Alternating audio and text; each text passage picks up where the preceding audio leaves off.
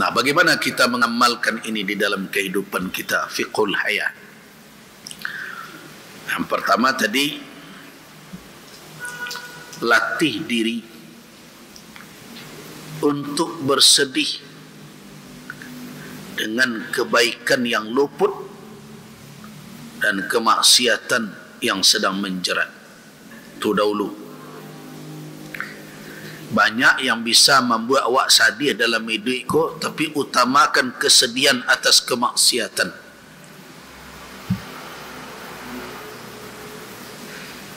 Sedihlah dengan perbuatan maksiat kita. Kalau perlu basuh dia dengan air mata. Kekal begitu. Apa kata Nabi sallallahu alaihi wasallam? Ainan, dua mata,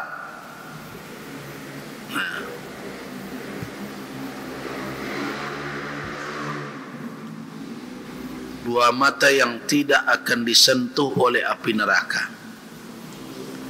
Yang pertama apa? Ainun batat, yaitu mata yang bertanggang.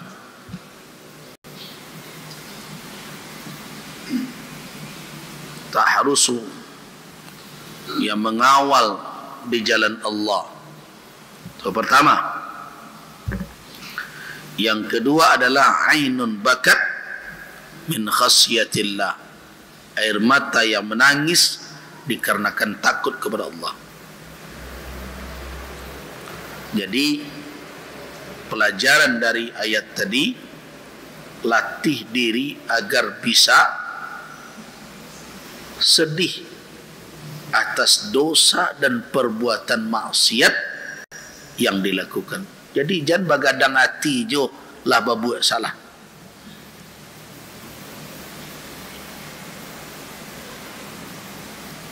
Kalau perlu teteskan air mata atas dosa kita.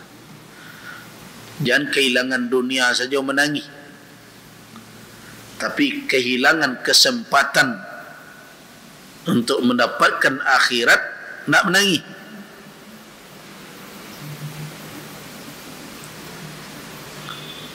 Padahal kita tahu kesempatan itu terkadang tidak datang dua kali, tapi awak pakaikan itu hanya keurusan pitih dan materi. Kan begitu. Tu apa bana tu patah itu, bijak bana tu. Kesempatan itu tidak datang dua kali. Momen itu manfaatkanlah. Tapi kamu apa pakaian? Keurusan dunia.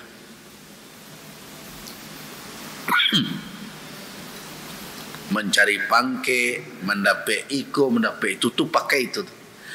Ambo ajak sekali-sekali kok dipakai pepatah itu tu ke dalam kehidupan akhirat bah.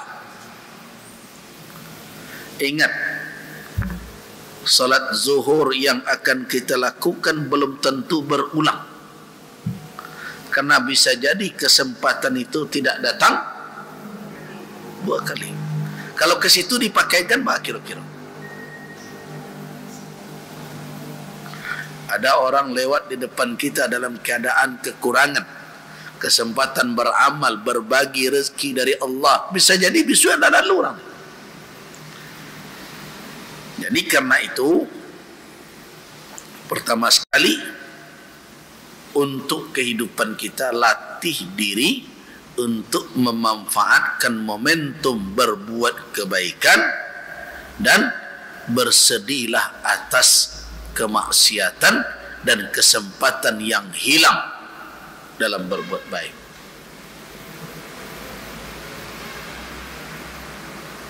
Yang kedua, jangan berharap pujian dan sanjungan dari manusia.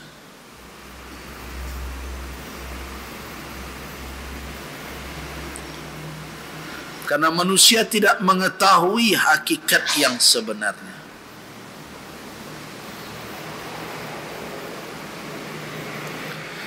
Tapi senantiasalah berharap pujian dan sanjungan dari Allah Subhanahu wa ta'ala.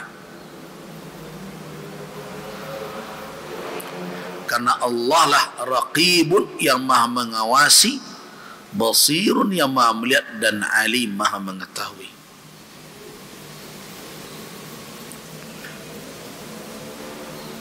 Pelajaran pertama apa tadi? Jangan biarkan kesempatan berlalu untuk berbuat kebaikan, dan sedihlah melihat diri kalau terjerembab ke jurang kemaksiatan. Jangan galak juga. Yang kedua, dalam hidup ini jangan orientasinya sanjungan orang.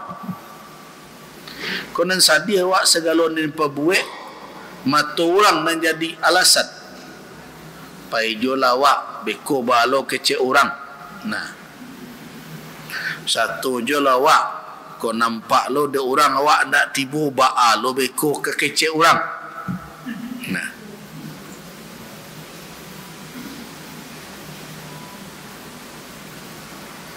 hindari yang seperti itu.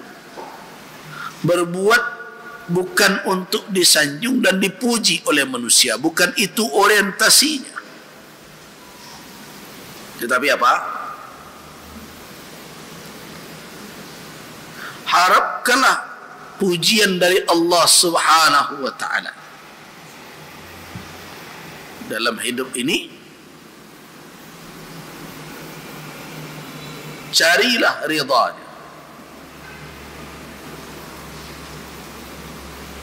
Karena hanya pujian Allah lah yang akan membawa keselamatan di dunia dan di akhirat. Allah Maha tahu dengan apa yang sebenarnya. Sedangkan manusia bisa ditipu dengan penampilan dan pencitraan. Itu satu. Terus yang kedua, pujian manusia banyak sebabnya yang bisa saja itu tidak tulus diberikan. Tapi pujian Allah Subhanahu wa taala itulah hakikat yang sebenarnya, dan Allah Subhanahu wa taala maha benar dengan segala penilaiannya.